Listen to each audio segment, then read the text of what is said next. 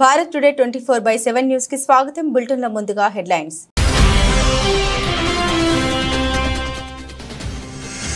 Mauritius అధ్యక్షుడికి పవిత్ర గంగా జలాన్ని కానుకగా ఇచ్చిన నరేంద్ర మోదీ. గంగా జలంతో పాటు పలు బహుమతులు అందజేసిన మోదీ.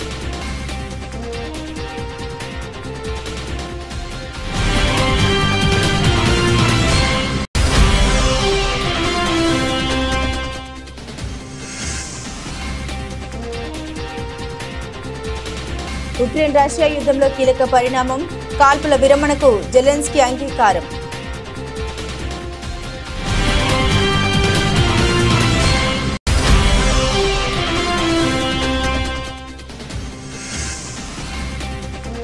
తమిళనాడు సహా దక్షిణాది రాష్ట్రాల్లో సీట్లు పెరుగుతాయన్న రాజ్నాథ్ సింగ్. అభ్యంతరాలు ఉంటే ఆ అంశాలను స్టాలిన్ లేవనెత్తవచ్చన్న కేంద్ర మంత్రి.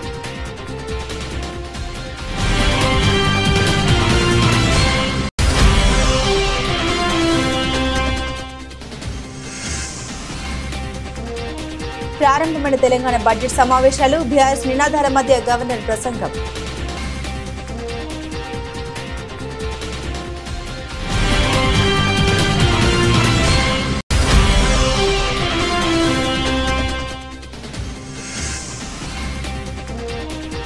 ప్రతి కార్యకర్తకి అండగా ఉంటా. వైసీపీ ఆవిర్భావ దినోత్సవం సందర్భంగా జగన్.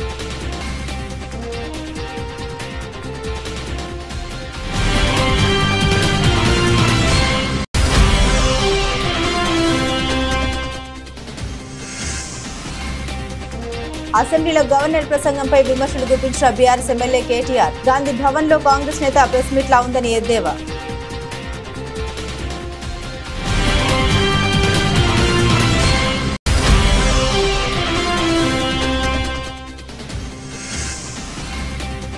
ఐదేళ్లలో ప్రపంచమంతా చూసేలా ఏపీలో మోడల్ ఎడ్యుకేషన్. శాసనసభలో మంత్రి లోకేష్ వెల్లడి.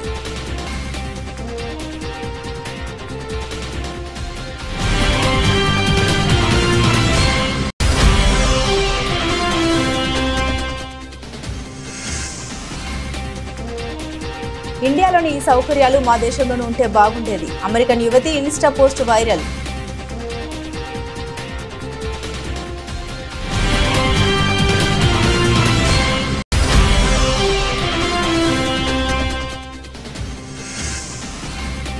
కాశీ నేపథ్యంలో మహేష్ రాజమౌళి సినిమా.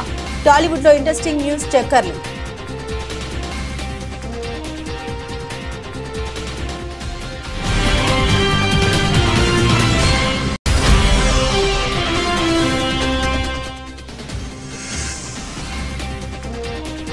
తగ్గిన ధరలకు బ్రేక్. మళ్లీ పెరిగిన బంగారం, వెండి.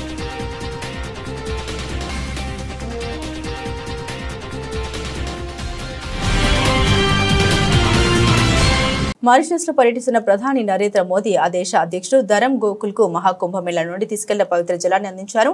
నరేంద్ర మోదీ ఆయనతో భేటీ అయ్యారు. ఈ సందర్భంగా పవిత్ర జలంతో పాటుగా పలు బహుమతుల్ని అందించారు మోదీ. అనంతరం మారిషస్ అధ్యక్షుడు ఇచ్చిన విందులో పాల్గొన్నారు. అంతకుముందు మారిషస్ ప్రధాని నవీన్ రామ్ గోలంతో నరేంద్ర మోదీ భేటీ అయ్యారు.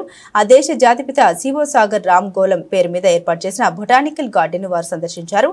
ఇరువురు ప్రధానులు గార్డెన్ లో చెరొక మొక్క నాటారు. అమ్మ పేరిట మొక్క నాటినట్లు నరేంద్ర మోదీ ఎక్స్ వేదికగా వెల్లడించారు. గ్లోబల్ సౌత్ అయిన, హిందూ మహాసముద్రమైన లేదా ఆఫ్రికా ఖండమైన మారిషస్ మా ముఖ్యమైన భాగస్వామి అని ప్రధాని మోదీ అన్నారు. 10 సంవత్సరాల క్రితం మారిషస్ లో విజన్ సాగర్ లేదా ప్రాంతంలో అందరికీ భద్రత మరియు వృద్ధి పునాది రాయి వేయబడిందన్నారు. ఈ మొత్తం ప్రాంతం యొక్క స్థిరత్వం మరియు శ్రేయస్సు కోసం మేము సాగర్ విజన్ తో ముందుకు వచ్చామని తెలిపారు. గ్లోబల్ సౌత్ కోసం మా దృష్టి ఉంటుంది. మహాసాగర్ అంటే ప్రాంతాల్లో భద్రత మరియు వృద్ధి కోసం పరస్పర మరియు సంపూర్ణ అభివృద్ధి చేస్తామని ప్రధాని తెలిపారు.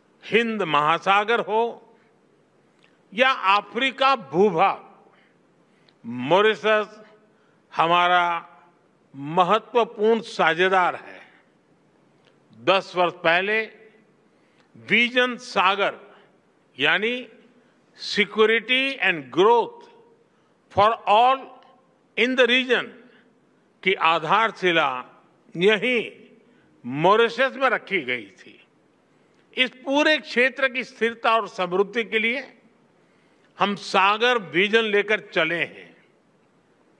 आज इसको आगे बढ़ाते हुए मैं कहना चाहूंगा कि ग्लोबल साउथ के लिए हमारा विजन रहेगा सागर से आगे बढ़कर के महासागर, यानी mutual and holistic advancement for security and growth across regions.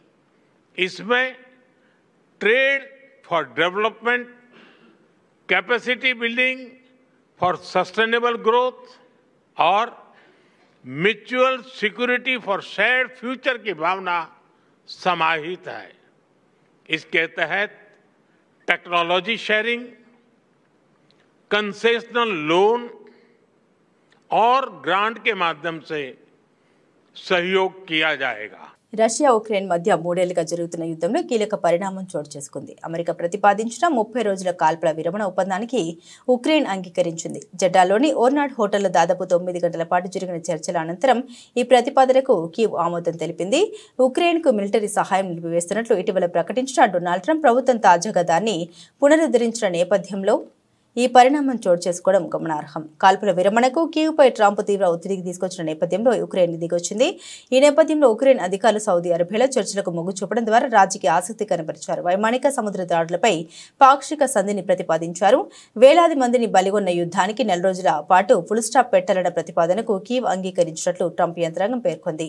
మేము ఒక ఆఫర్ను తీసుకొచ్చాం, ఉక్రెయిన్ అందుకు అంగీకరించింది. కాల్పుల విరమణ పాటించడంతో పాటు తక్షణ చర్యలకు ముందుకొచ్చిందని అమెరికా విదేశాంగ మంత్రి మార్కో రూబియో పేర్కొన్నారు.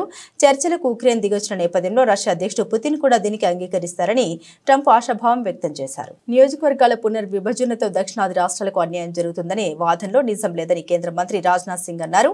తమిళనాడు సహా ఆంధ్రప్రదేశ్, కర్ణాటక, కేరళలో కూడా సీట్ల సంఖ్య పెరుగుతుందని ఆయన తెలిపారు. పునర్విభజనతో దక్షిణాది రాష్ట్రాలకు అన్యాయం జరుగుతుందని తమిళనాడు, తెలంగాణ, కేరళ రాష్ట్రాల్లోని ప్రభుత్వాలు ఆందోళన వ్యక్తం చేస్తున్నాయి. పార్లమెంట్లో తమిళనాడుకు ప్రాతినిధ్యం తగ్గుతుందని స్టాలిన్ అంటున్నారు. ఈ నేపథ్యంలో రాజ్నాథ్ సింగ్ స్పందించారు. నియోజకవర్గాల పునర్విభజన ప్రక్రియ ప్రణాళికబద్ధంగా కొనసాగుతుందని భావిస్తున్నామని కేంద్ర మంత్రి అన్నారు. అభ్యంతరాలు ఏమైనా ఉంటే స్టాలిన్కు ఆ అంశాలను లేవనెత్తే స్వేచ్ఛ ఉందని ఆయన అన్నారు. సంబంధిత అధికారులు చర్చ జరుపుతారని, నిర్ణయం న్యాయంగా ఉంటుందని అన్నారు. శాసనసభ లేదా లోక్సభ ఏదైనా నియోజకవర్గాల పునర్విభజన తర్వాత సీట్ల సంఖ్య పెరగడం సహజమే అన్నారు. తెలంగాణలో అసెంబ్లీ బడ్జెట్ సమావేశాలు ప్రారంభమయ్యాయి. ఉభయ సభలను ఉద్దేశించి గవర్నర్ జిష్ణుదేవ్ వర్మ ప్రసంగించారు. ఆయన ప్రసంగిస్తున్న సమయంలో పలుమార్లు ప్రతిపక్ష బీఆర్ఎస్ సభ్యులు నినాదాలు చేశారు. వారి నినాదాల మధ్య గవర్నర్ తన ప్రసంగాన్ని కొనసాగించారు. గవర్నర్ ప్రసంగంలో రుణమాఫీ, రైతు భరోసా, పంటలకు 500 రూపాయల బోనస్, కృష్ణా జిల్లాల అంశాలు వచ్చినప్పుడు బీఆర్ఎస్ సభ్యులు నినాదాలు చేశారు. తెలంగాణలో ప్రజల కేంద్రంగా పాలన సాగుతుందని గవర్నర్ అన్నారు. రాష్ట్ర అభివృద్ధితో పాటుగా అన్ని వర్గాల అభ్యున్నతికి తమ ప్రభుత్వం కట్టుబడి ఉందని తెలిపారు. రైతులు, మహిళలు, యువతకు అన్ని విధాలుగా సహకారం అందిస్తున్నట్టు తెలిపారు. రాష్ట్ర ప్రజల సహకారానికి ప్రభుత్వం బడ్జెట్ను ప్రవేశపెడుతుంది ఆయన తెలిపారు. రుణమాఫీ సహా అన్ని హామీలను అమలు చేస్తున్నామని తెలిపారు. తెలంగాణ రైతులు రాష్ట్రానికి ప్రాణం వంటి వారని, రైతుల స్వేదం, కష్టం మన ప్రజల్ని పోషిస్తోందని తెలిపారు. 260 లక్షల మెట్రిక్ టన్నుల వరి ఉత్పత్తితో దేశంలోని తెలంగాణ రికార్డు సృష్టించిందని తెలిపారు. ఇది మన రైతుల స్థిరత్వం, అంకిత భావానికి నిదర్శనమని తెలిపారు. 2 లక్షల వరకు రుణమాఫీని అమలు చేస్తున్నట్టు తెలిపారు. రైతు భరోసా కింద నేరుగా ఆర్థిక సహాయం అందిస్తున్నామన్నారు. My government envisions a Telangana where inclusive development, innovation and sustainable progress go hand in hand by embracing technological advancements, strengthening social welfare and fostering economic opportunities for all. We are committed to shaping a future that is both prosperous and equitable for every citizen of our state.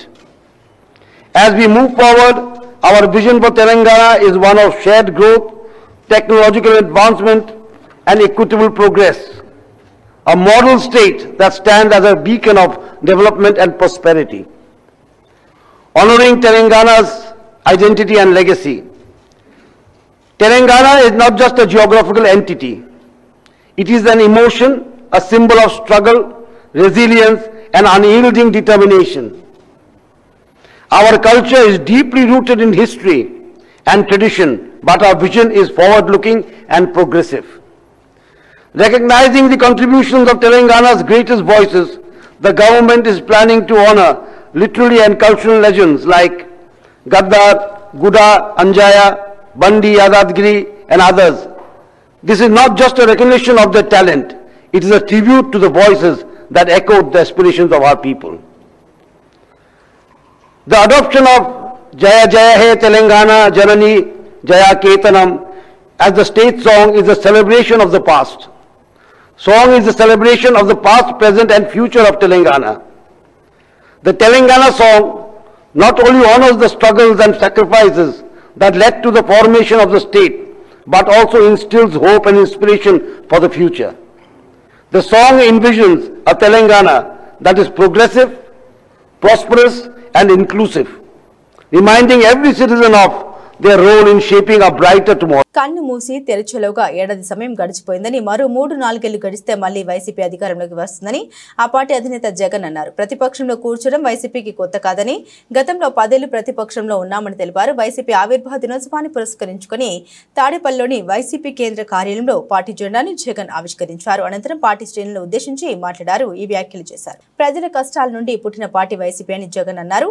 YCP ఆవిర్భవించి 15 ఏళ్లు అవుతుందని తెలిపారు. గత YCP ప్రభుత్వంలో అన్ని వర్గాలను అక్కడ చేర్చుకున్నామని తెలిపారు. వైసీపీ చెప్పిందంటే తప్పకుండా చేస్తుందనే నమ్మకం ప్రజల్లో ఉందని తెలిపారు.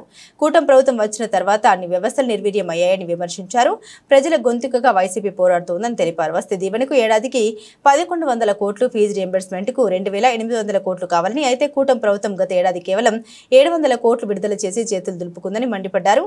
పిల్లలకు కేటాయింపులు చేయాల్సింది పోయి వారిని ఇబ్బందులకు గురి చేశారని విమర్శించారు. దేశ చరిత్రలో ఏ రాష్ట్రంలో ఏ పార్టీ చేయనంత సంక్షేమ అభివృద్ధిని వైసీపీ ప్రభుత్వం అందించిందని అన్నారు. ఈ రోజు నిర్వహిస్తున్న పోరుబాటులో పాల్గొంటున్న యువత వారి తల్లిదండ్రులకు కృతజ్ఞతలు తెలుపుతున్నామని తెలిపారు. ఇన్నేళ్లుగా వైసీపీతో కలిసి నడుస్తున్న ప్రతి కార్యకర్తకు అండగా ఉంటామని జగన్ భరోసా ఇచ్చారు. వైఎస్ఆర్సీపీ స్థాపించి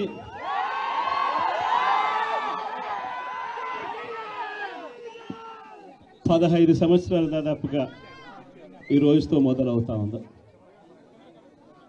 ఈ 15 సంవత్సరాల ఈ వైఎస్ఆర్సీపీ ప్రయాణంలో మొట్టమొదటి రోజు నుంచి ఈ పార్టీ పుట్టింది కష్టాల్లో నుంచే పుట్టింది.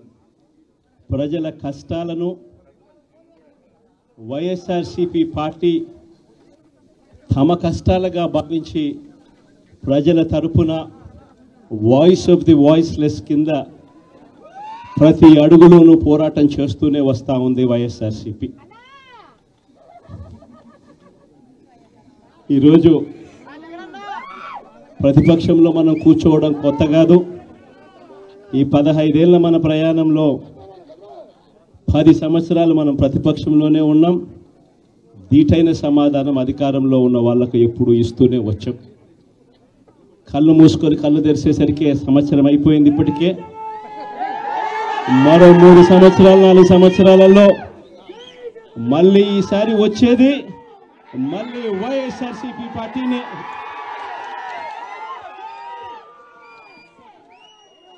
ఈరోజు వైఎస్ఆర్సీపీకి సంబంధించిన ప్రతి కార్యకర్త కూడా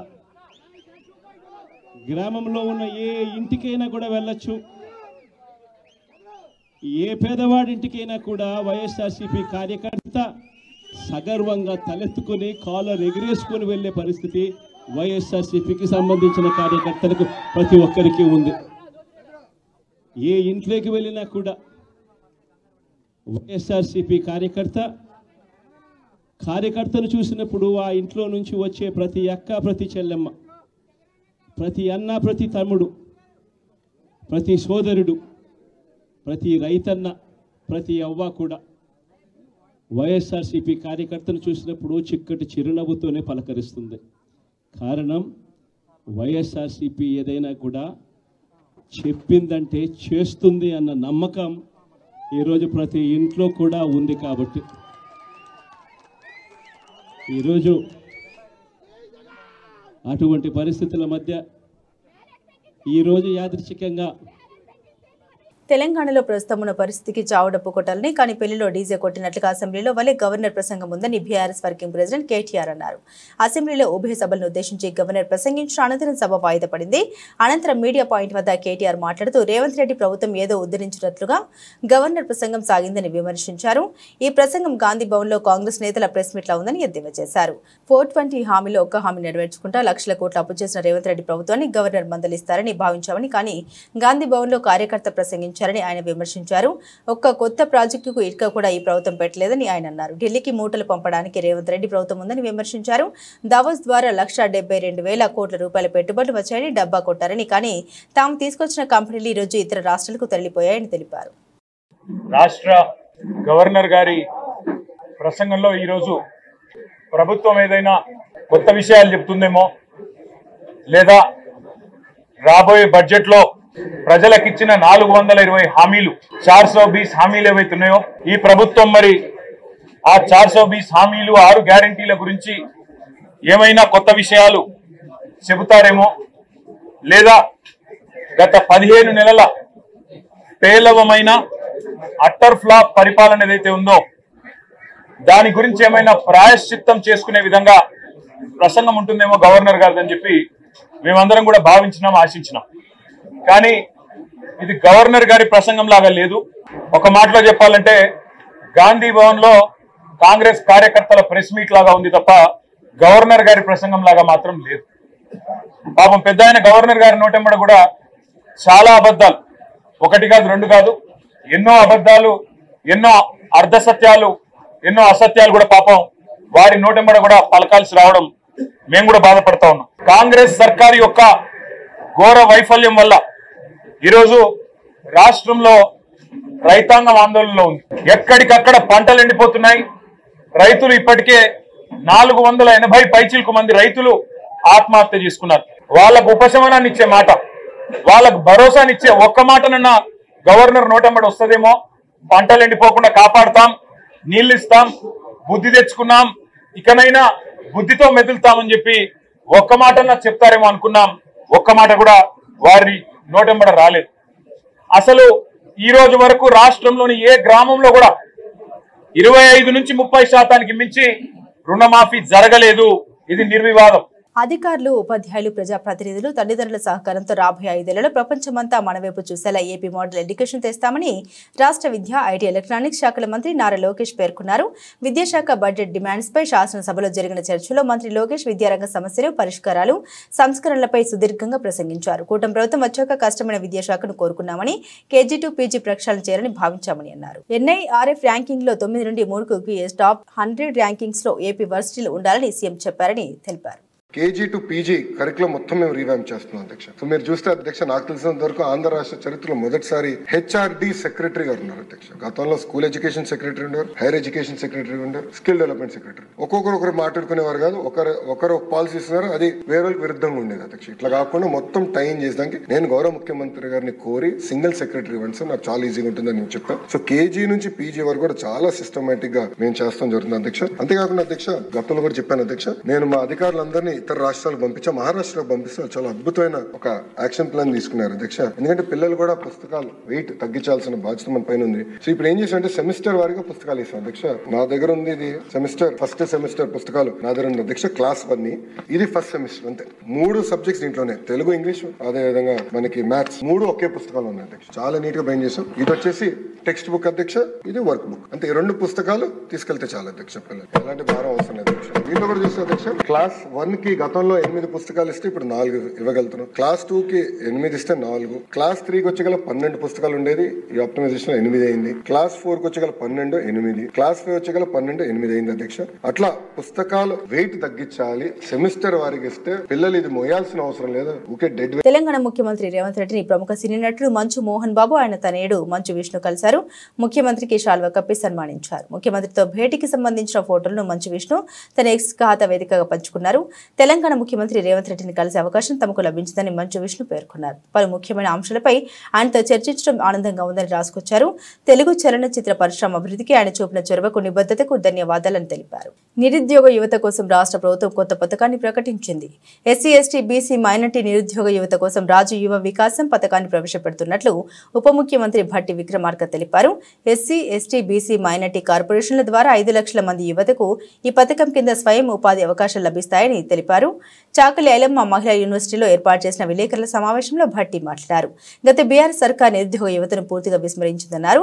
కార్పొరేషన్లకు నిధులు ఇవ్వకుండా నిర్లక్ష్యం చేసిందని ఆరోపించారు. కాంగ్రెస్ ప్రభుత్వం రాగానే యువతకు స్వయం ఉపాధి పథకాలను అందించాలని సీఎం రేవంత్ రెడ్డి నిర్ణయం తీసుకున్నారన్నారు. ఎస్సీ అభివృద్ధి, గిరిజన సంక్షేమ శాఖలు సీఎం వద్ద, బీసీ సంక్షేమ శాఖ పొన్నం ప్రభాకర్ వద్ద ఉన్నాయని తెలిపారు.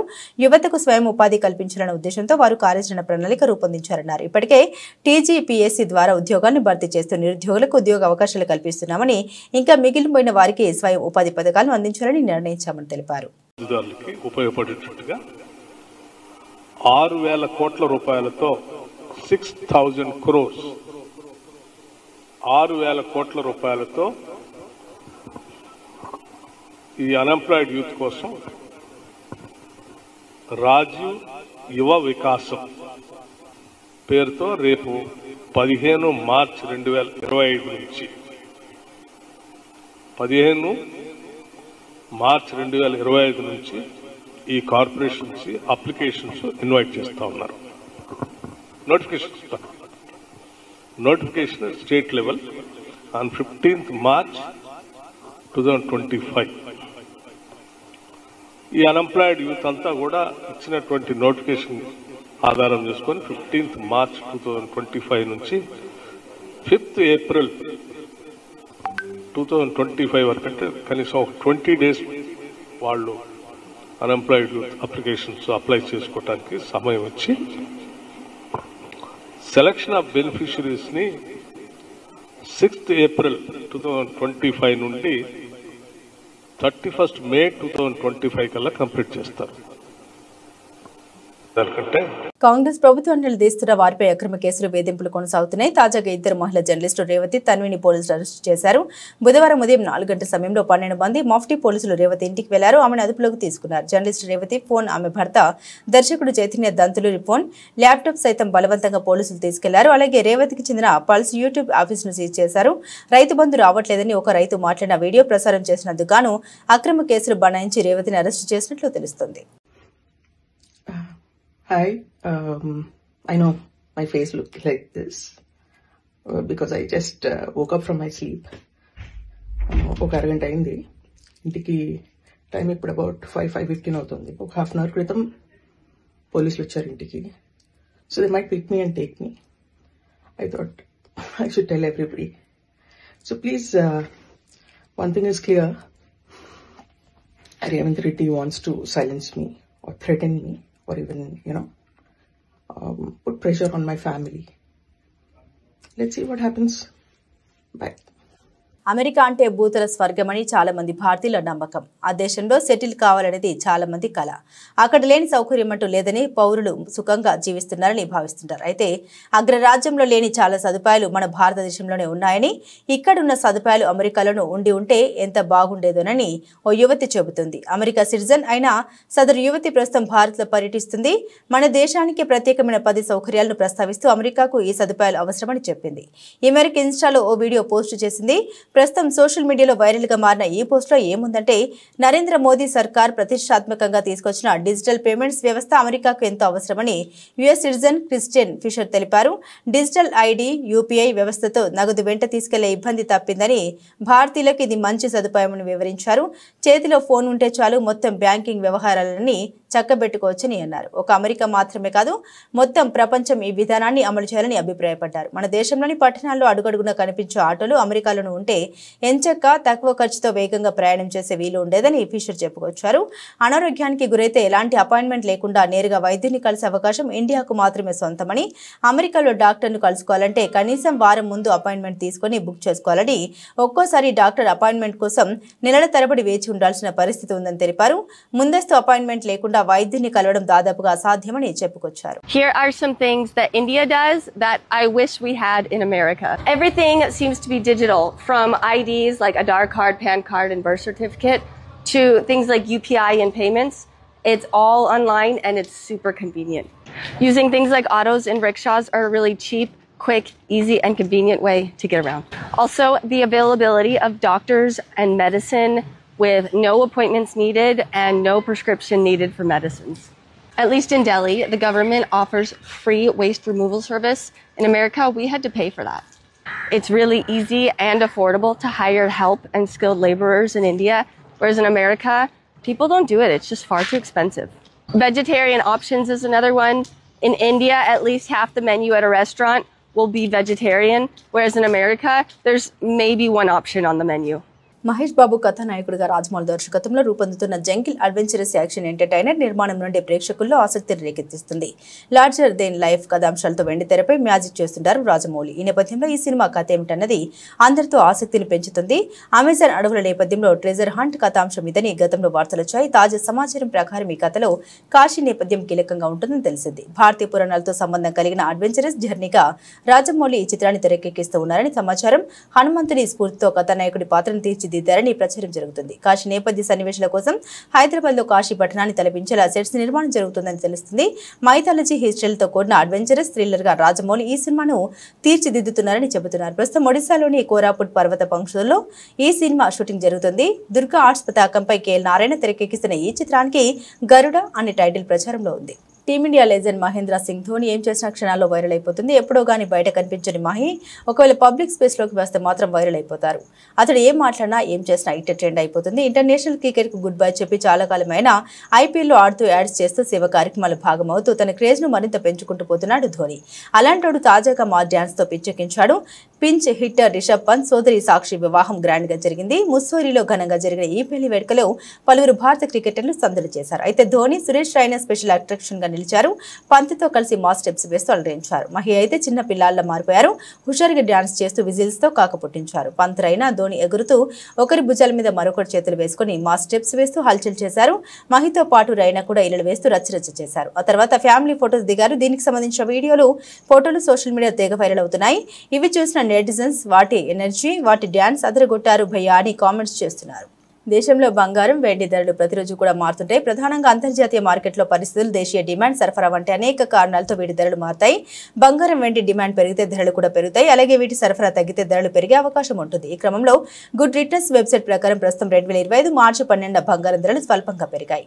ఈ నేపథ్యంలో హైదరాబాద్, విజయవాడ, విశాఖపట్నంలో 24 క్యారెట్ల బంగారం ధర 10 గ్రాములకు గాను 87,480కు చేరుకోగా 22 క్యారెట్ల బంగారం ధర 80,190 రూపాయలుగా ఉంది. ఇదే సమయంలో ఢిల్లీలో 22 క్యారెట్ల బంగారం 10 గ్రాముల ధర 80,340కి చేరగా 24 క్యారెట్ల గోల్డ్ రేటు 87,360కి చేరుకుంది.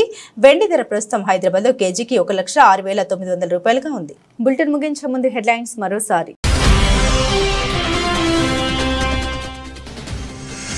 మారిషస్ అధ్యక్షుడికి పవిత్ర గంగా జలాన్ని కానుకగా ఇచ్చిన నరేంద్ర మోదీ. గంగా జలంతో పాటు పలు బహుమతులు అందజేసిన మోదీ.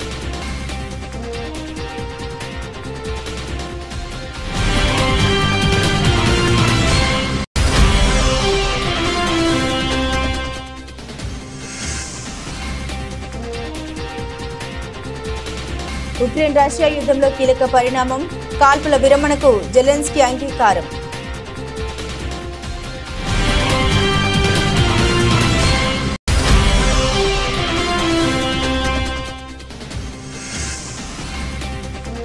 తమిళనాడు సహా దక్షిణాది రాష్ట్రాల్లో సీట్లు పెరుగుతాయన్న రాజ్నాథ్ సింగ్. అభ్యంతరాలు ఉంటే ఆ అంశాలను స్టాలిన్ లేవనెత్తవచ్చన్న కేంద్ర మంత్రి.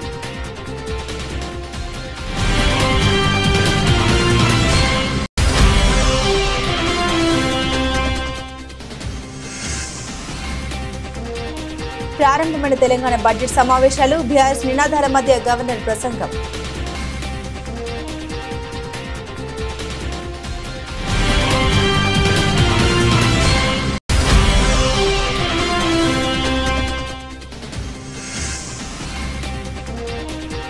ప్రతి కార్యకర్తకి అండగా ఉంటా, వైసీపీ ఆవిర్భావ దినోత్సవ సందర్భంగా జగన్.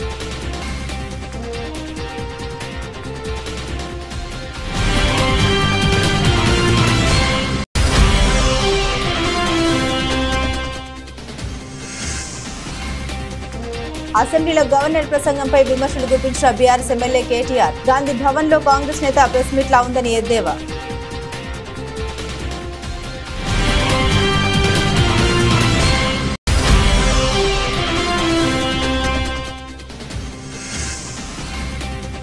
ఐదేళ్లలో ప్రపంచమంతా చూసేలా ఏపీలో మోడల్ ఎడ్యుకేషన్, శాసనసభలో మంత్రి లోకేష్ వెల్లడి.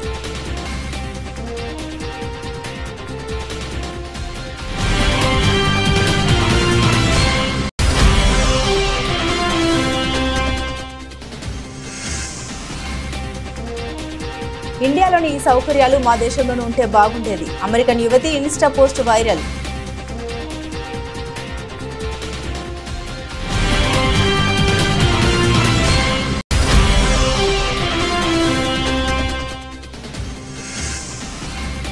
కాశీ నేపథ్యంలో మహేష్ రాజమౌళి సినిమా.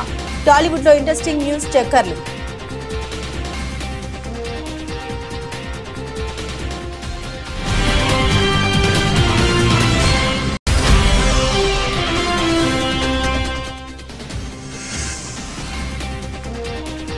తగ్గిన ధరలకు బ్రేక్, మళ్లీ పెరిగిన బంగారం, వెండి.